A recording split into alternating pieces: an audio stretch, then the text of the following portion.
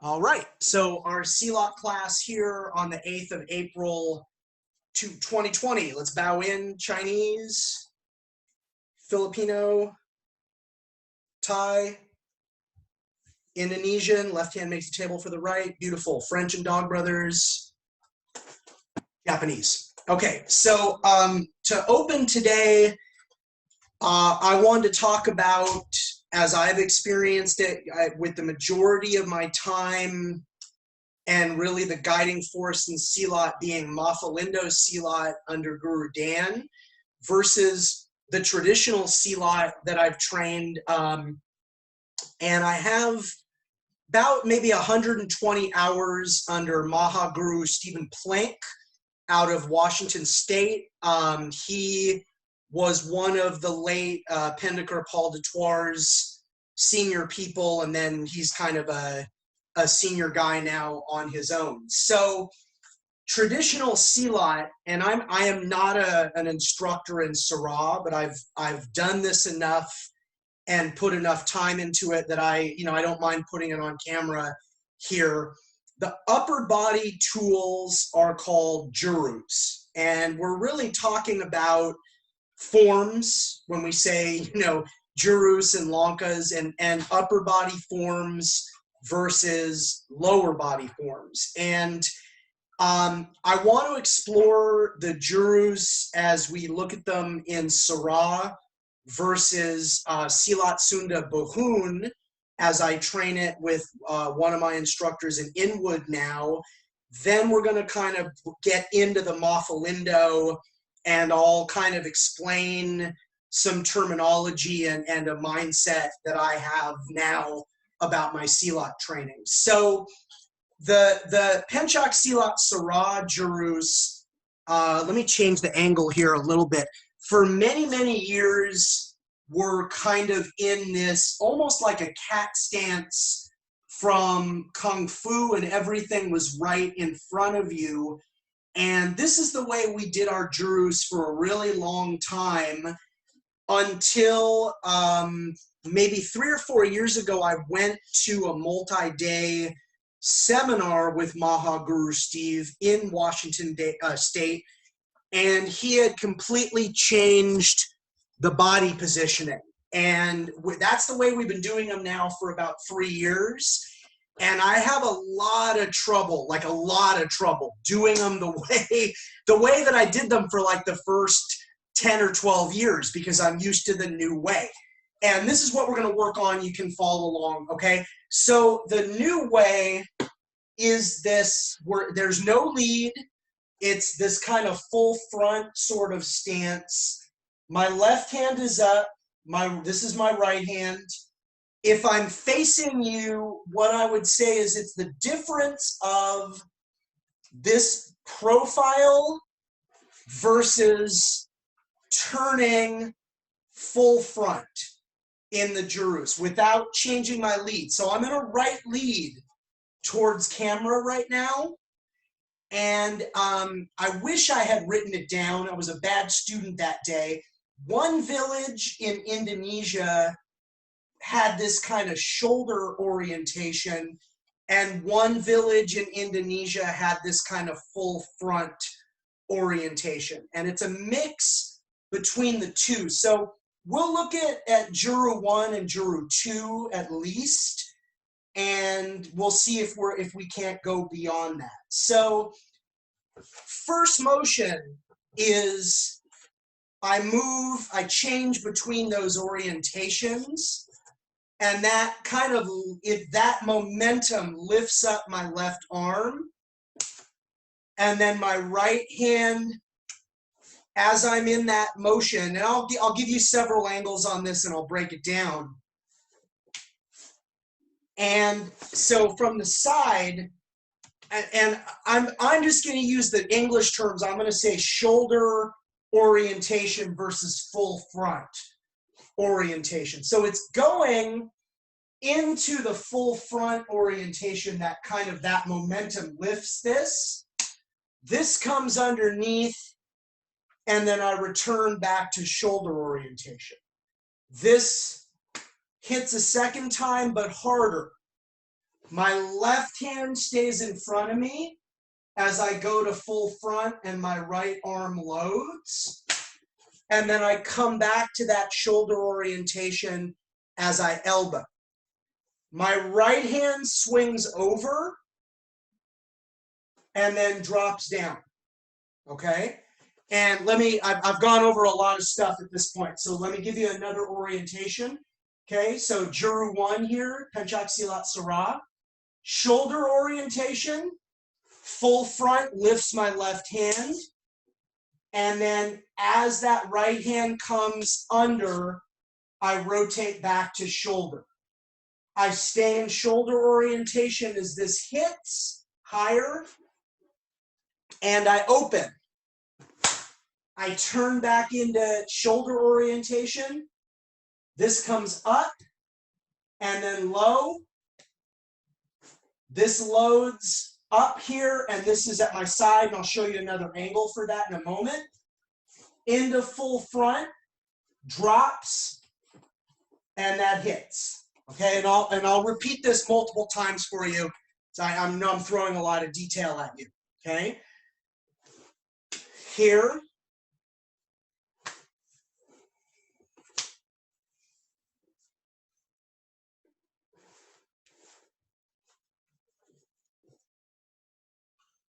Okay, and just you're doing great. So just kind of follow along. Yeah. Okay, so let's do it again. So full front lifts your left hand, right hand comes underneath. These both meet higher. Left hand stays out, turns into this elbow. Right hand sweeps over, up and down. This is my left, my right, this is my left. Turn into that and come back, drop and hit. Okay, so 2 punches. Yeah, and it's different energy, and again, everything, I can't even do it this old way. The old way, it used to be right in front of you, like a cat stance, and I did it that way for over 10 years. I can't do it that way anymore. Now it's this kind of structure that we're playing with. Good. So if we're facing each other here, so left hand, right hand hits it, and then it's the bottom of your right fist. Yes. And then these come up high. Yes. Left hand stays in front. Your right hand loads back. Then you pivot into this elbow. Nice. From here, your hand swings out, drops. This is my left, this is my right. And then my right comes up as my left comes back. Pivot into that punch and come back. Leave that right hand out there. Left hand punches and come back. Then you switch and punch. That's it. Good. Okay. And you're doing great. And it's a lot of foreign movement. Guro 2, start in the same position. Extend that. Swing it through. Yeah, so you're here, and it comes on the left side of your body in front of your face. Okay, I'll give you multiple perspectives on this. Here. Yep. That's it. Good. That's great. Once you've done that, then you're going to go into the same punches that ended Guro 1.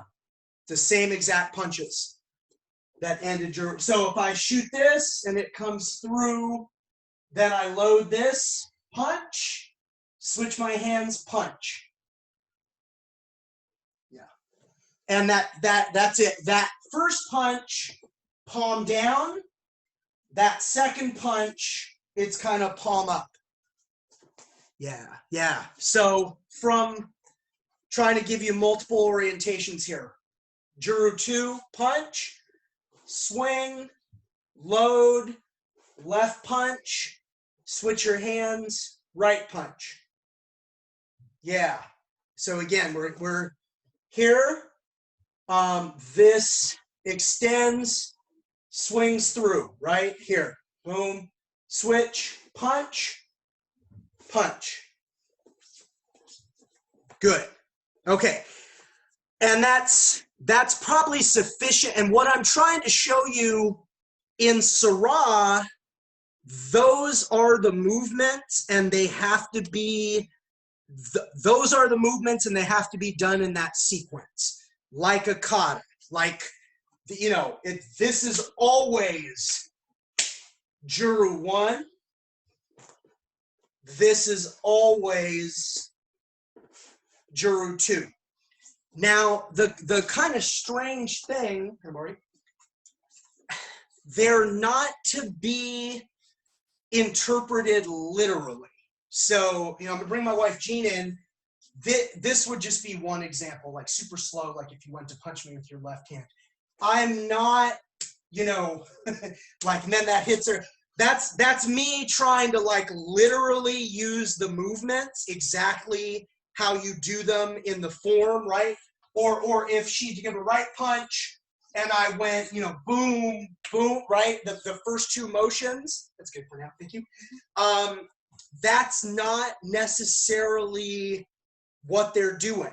Like, it's more about the rotation and the switching from what I'm calling shoulder orientation versus full front orientation. Okay? But the important part, because we're going to transition in a moment here, the important part is for Penchak Silat Sarah, that it's like a kata, those have to be the movements. Now, we're going to sit. We are allowed to sit for this. When we go into Silat Sunda Buhun, and this is all from the island of Sunda, when we get into Juru Satu, the first Jurus, it's a set of movements that we can do in a freelance capacity. So what I'll do is I'll show you the movements, and then once you kind of get them down, you can start freelancing with them, and that is Jurus Satu, or the first form, different conceptually than Juru 1. Like this is my seated Juru 1. It's still Juru 1 from Penchak Silat Sarah. It's got to be those motions. Here in Buhun, it's kind of a list of motions that you can do, and then you freelance them. So take your right arm. Good. Have your right, and have the back of your hand facing me, facing out. That's it. And then both hands, this is one of the most important things. Straight thumbs, fully extended. See that curvature? That's, you got to get perfect. You got to maintain that. Just practice rotating, but the right hand stays on top. Nice. Okay, so this is the first motion. Back of your right hand is always facing out. Okay, then I could switch. My left hand is on top. It's the same. Okay, and the bottom hand, here now it's my right hand, is always supposed to be your elbow of the arm that's vertical is supposed to be about even with the wrist of the, yeah, that's beautiful, fantastic. And just play with rotating, okay? So now, here's your first bit of freelance even before we have all of the motions. Do a few on one side and then switch. And then do a few on the other side and then switch. Yeah, just play with that. Let me see. Rotate, nice. Try to keep your thumbs extended. That's the hardest part. Good. Beautiful. Okay, so freeze. What you got? It doesn't. Yeah, whatever. So let's. Okay, you got your right hand up. Perfect. So now the other motions. Shoot in like this. Stabs in. Vertical elbow. Elbow to the side. Elbow in. And elbow down. Switch. Left hand up. Shoot. That's one motion. Vertical elbow. Elbow out to the side. Elbow in, like you're blocking inwards, down. Okay, switch. 1, 2, 3, 4, 5. Switch. 1, 2, 3, 4, 5. Okay, so now relax for a second.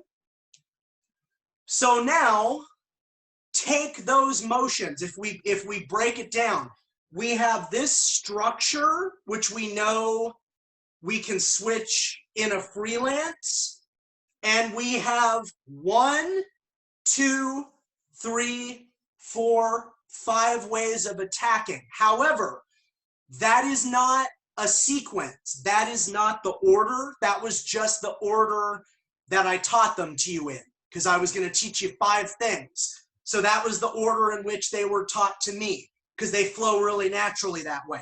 I could do them in any order. 1, 2, 3, 4, 5, right? Any order, doesn't matter.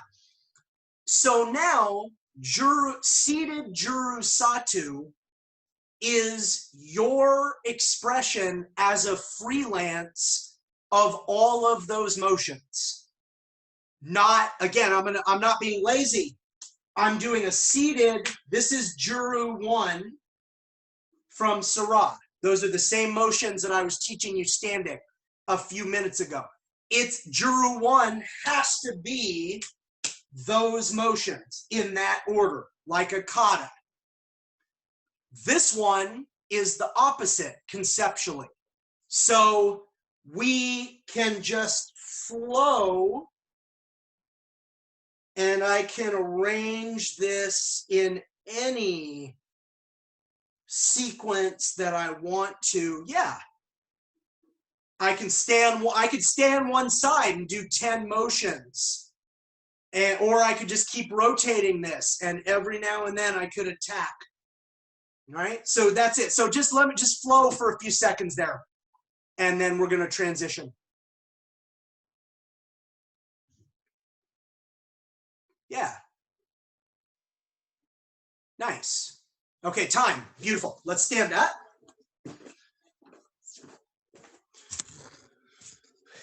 And so where we go, and I'm going to leave Buhun, Silat Sunda Buhun, and Pencak Silat Sarah. I'm going to leave those behind in just a moment, and we're going to go into our Maphilindo, and we're going to really start looking at the stand-up today. But I'm trying to kind of, in today's lesson, I'm trying to kind of link everything conceptually and kind of explain what Silat looks like for me today in terms of my practice. So for Buhun, we could take those same motions and do them standing up. And then later, there's going to be lankas. And the lankas are footwork patterns. And we would express our jurus with our lankas. And that's kind of the way that we build things up. Okay? So Guru Dan, he's told this story many times. And I think it's great for explaining why we find ourselves where we find ourselves. So he and Simo Pala, his wife, they're doing their thing in the 80s and early 90s. They're training with as many Silat instructors as they can, because that's what Guru Dan likes to do. Their joke, after so much traditional Silat training, they would randomly turn to each other and say, you know, for example, Mandi Muda, Juru number 5, go. And it's not like a laugh out loud funny joke, but the reason it was funny, they had trained so many different systems that they almost had to consult their notebook, like what was Juru 5 in that one system. And now here is where Guru Dan kind of developed his approach, and I developed a specific term for this, which I'll explain to you now. The first stand-up technique that I teach in the stand-up domain, if I was a traditional Silat instructor, would say, okay, this is technique 1. 1, 2, 3, 4, 5, 6, 7, 8.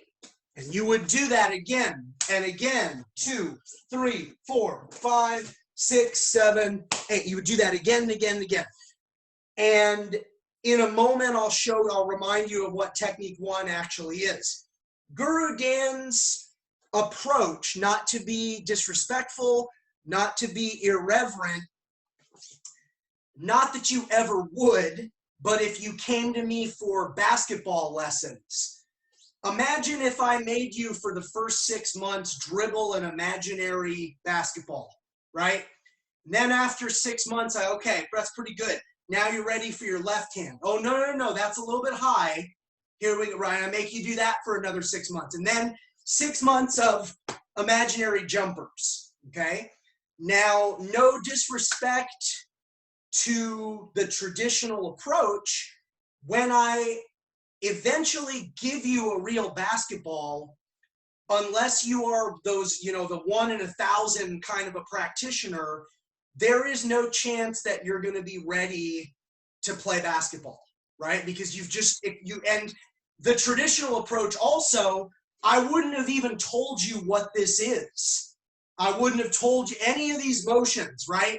So technique 1, you would have no idea what it's for. You'd just be doing it in the air again and again and again. So Guru Dan's training progression, Maphilindo Silat, Malaysian, Filipino, Indonesian, Maphilindo, is, I've come up with a term, I call it application-based. We learn the application, and then we reverse engineer it, and we kembangin it later as a review and to be reverent to our sources only, but not as the primary methodology for learning it, okay? So I'm going to bring my wife in again. And I think I did this last week or the week before, but I did it with my daughter, and she's 10 years old, and it looked like I was kind of pushing her around, but she was who was available. You're going to put your left side in front.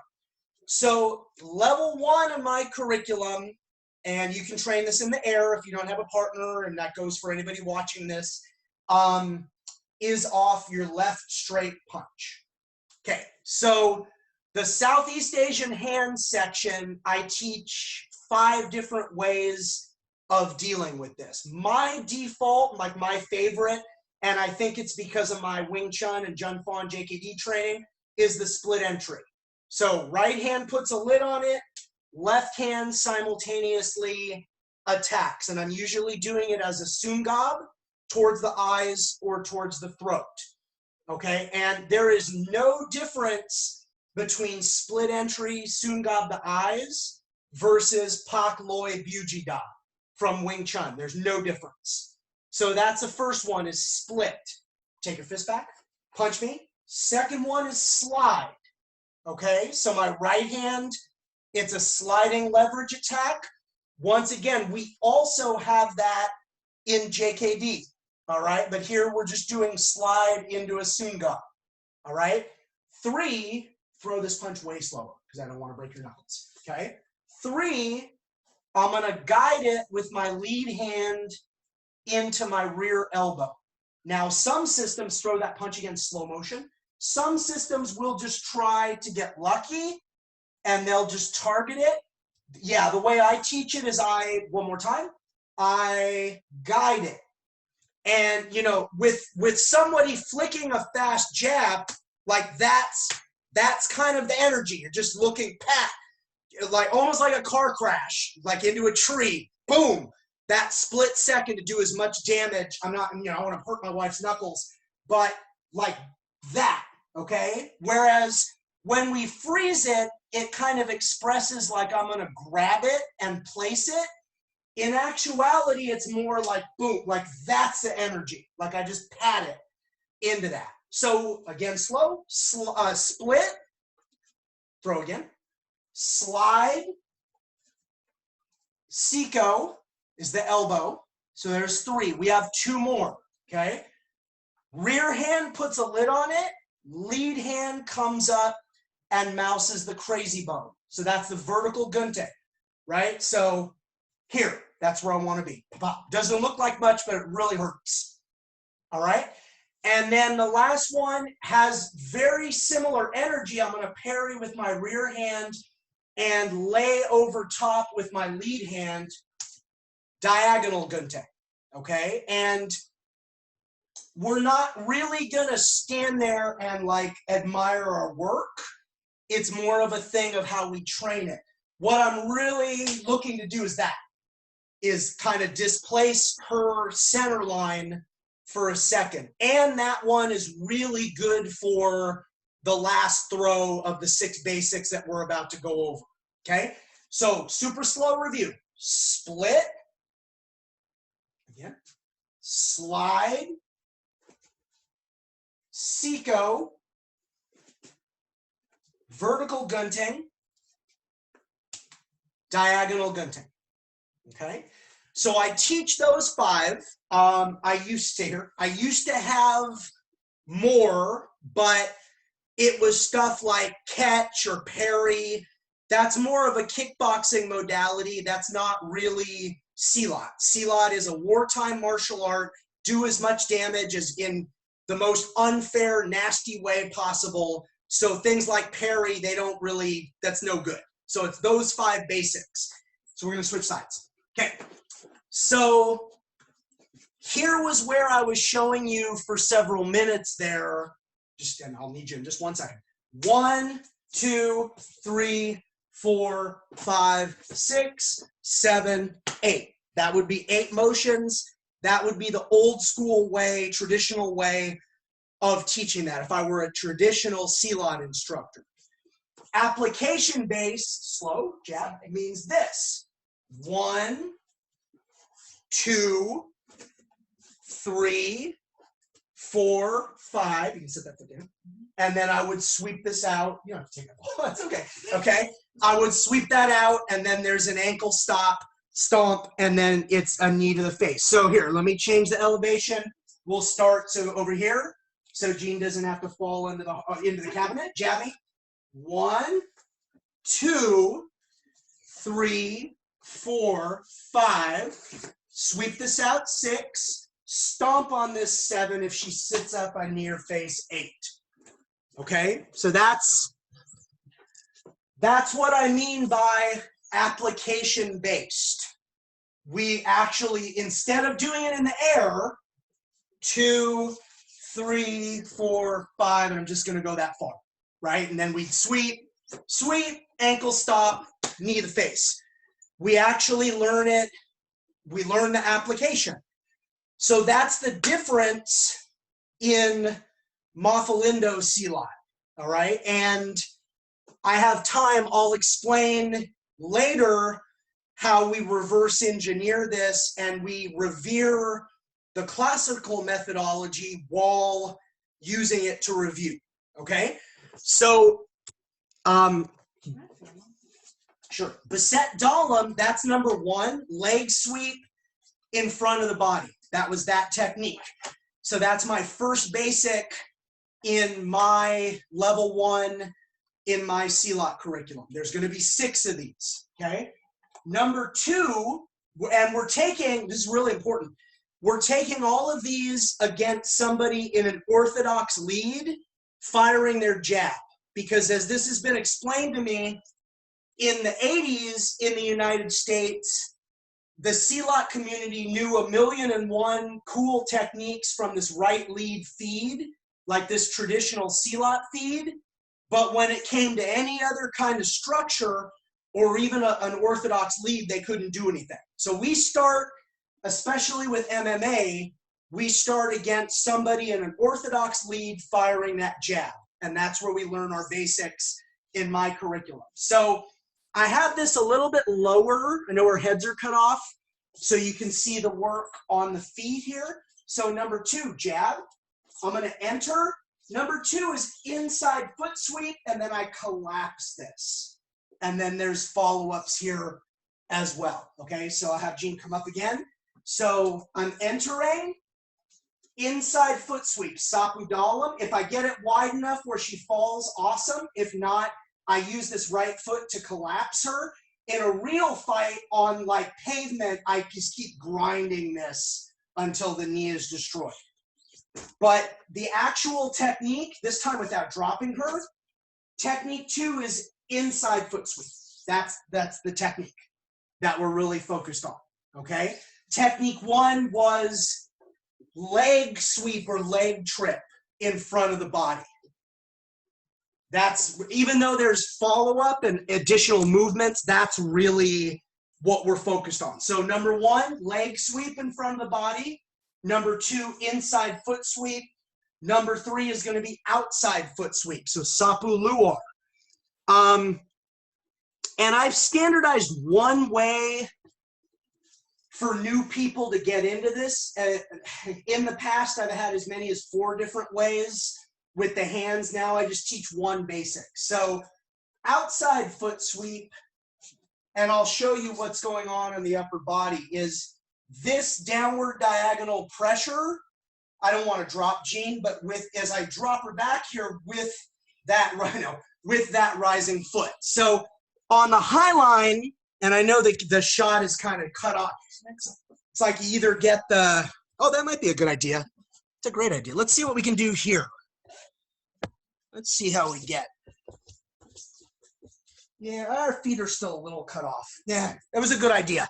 Let me show you the upper body. Let me get a better. Start up here so no, it's okay, because I'm just going to show the upper body. So number 3, with the outside foot sweep, we just showed you the lower body. The way I like to teach it, I open this, I elbow through, and I anchor with my right hand, knee, and step. And what I'm really looking for her to do is step back a little bit with that right foot, yeah, to rebalance. And I'm not going to drop her. It's downward diagonal pressure with my right hand, rising upward pressure with my right foot. So like we end up here, boom. And so it's a combination, downward diagonal pressure with this hand, rising diagonal pressure with my right foot. So number 3 is sapu luar, outside foot sweep. Number 3, okay? Number 4, and again, I'm trying to get you 6 basics here so you have them again to think about, and we'll have them recorded. Number 4 is beset luar, is the leg sweep or the leg trip behind the body. So this one, it's all going to come off the jab. Beautiful. Okay? Here. And there's different, I always teach this. So step back for 1 second. It traditionally, like that what right there, that is the beset, because it's a leg sweep or a leg trip, like a back sweep. The Inosanto tradition, this is just kind of, it doesn't move my left leg here, she just kind of falls over it. Okay? If you've done any Aikido or any Nihon Jiu-Jitsu or Aikijitsu, that's got a very Arimi-Nagi type energy, like that clothesline energy. So here, and then just bam, just trying to, you know, with that one, shoom, we're trying to, we always used to say like we're trying to like hit them with the sum total weight of the earth, like send them down to the ground as quickly as possible. That one's a really nasty fall. 5 is the Puder Kabbalah, so the head and arm throw, right? But I start everybody against the jab side. So knee, shoulder line control, and then I would lift her arm as I throw her head through. Okay, so if I actually execute that one super slowly, I enter into this brachial with my elbow, hit the brachial with my elbow, anchor with my left, underhook with my right. That's usually going to go to the groin. I push as I express that, and then I lift her arm as I throw her head. So it's a head and arm throw. Okay, so, and I'll give you at the end some solo training methodologies for these. But basically with that one, left hand is throwing her head through while the right arm lifts their arm up. That's it. So that's 5. 6 is going to be the kinjit. Okay, so jab me. This one I really like the diagonal gunting, and I'll show you why in a moment. We enter. My right leg is behind her. My right elbow is on the sternum. Move forward. Okay, and it's this compression. Okay, it's that compression. Kinjit actually means compression. Okay, so one fall is sufficient. All right. What we were always taught, you show them your palm, hit them with it as you take the position. That's the old expression. That's why I was telling you when I taught you the diagonal gunting is really good for learning the kinjit, because that's how I learned it. If she's in a right lead, she punches me with a right. Here's my right side diagonal gunting. Hit her with the palm, enter. Okay, and so that was the expression. We'll go back to the left, the way we learned it in the first level. Show them your palm, hit them with it, take the position, and execute. Okay, so thank you. All right, and where do you want to go? So the 6th and final part of my curriculum, I call it classical foundations. So you have to learn this. This is a requirement. We kembangin those basic 6 techniques. So technique 1 was a leg sweep in front of the body. And what I always like to say, there's 2 extremes for a kembangin. One extreme, you do only the movements that you were doing during the actual technique. That would be one extreme. The other extreme would be you add in moments of stylization that don't necessarily reflect what you were actually doing, but those would be the extremes, like the poles. So your kembangin can exist anywhere between those 2 extremes. Or you can do those extremes. Like you could, number 2, if I only wanted to do the movements that I was doing, was inside foot sweep, that would be it. Or I could add in and maybe a whole bunch of follow-ups that I didn't express, but it's my kembangin. So as long as I'm doing the technique that I'm supposed to be thinking about, then it's technically correct. Technique 3 was an outside foot sweep with your right foot. So however, if I just want to do the movements that I was doing, I can do that. If I want to stylize it up, and even I wasn't doing any kicking, but I mean eventually make my way in, then I can totally do that if I want to. Technique 4, I was ending up behind them and then taking the leg sweep with my left foot. So I could do just that motion, or I could stylize it up and add in follow-ups. Technique 5 was the head and arm throw. Well, I could do that. That is technically correct as like a bare bones kembangin. Or again, I could add in stylization and move. It's completely up to me. And then technique 6 was my kinjit. I could just do the motion of the kinjit, or I could add in all kinds of stylization. It's up to me. Okay? So we covered an awful lot, but any questions?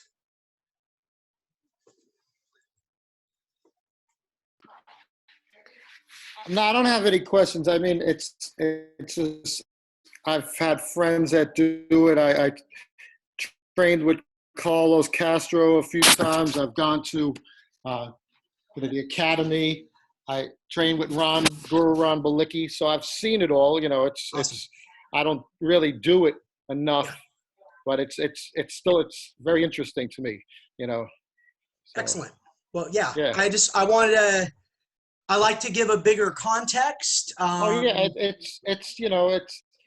it's great to see everything, you know. And Absolutely. everybody has their own little piece to put to it, you know. Yeah. You're gonna see it no matter what. You're gonna see it your way, Yes. with your background, and someone else is gonna study it. And if they have other things that they've been studying, that's gonna come out too, which is interesting. But I see interpretation, you know. Absolutely. Yes. Yeah. Awesome. All right. Well, I'm going to end the recording for Silat. We have everybody coming in for FMA. So thank you so Cool. much for joining me for Silat.